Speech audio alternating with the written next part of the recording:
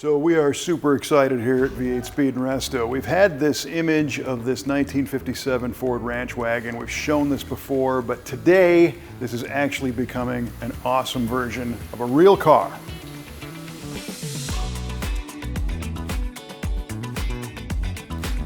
This one's been in progress for quite a while, and it's a little deceiving from the outside because where this thing looks like a Starmist blue and Colonial white 1950s, basically an ice cream cone on wheels, when you open the hood, you get a totally different story.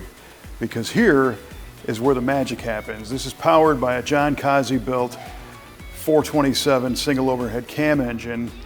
Yes, the factory Ford architecture of that legendary overhead cam V8 based on a 427. This one's actually 540 cubic inches, about 840 horsepower, sitting on a Roadster Shop chassis with a perfectly straightened original style body, all the original trims on the car. It's covered in NOS super hard to find pieces and a factory Ford color scheme.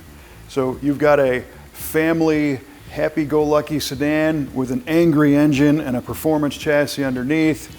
It's one of these cars that's going to leave people scratching their heads, but every detail has been refined.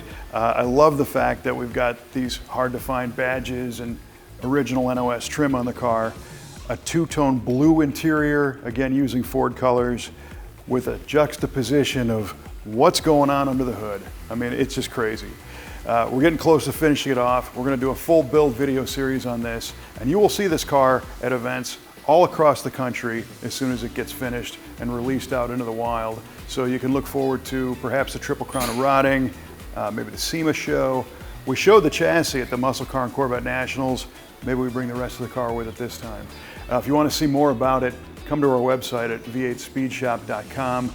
Go to our photo galleries, click on the photo gallery for the 57 Ford Ranch wagon. Check out the build photos, and we have some other video there too as well.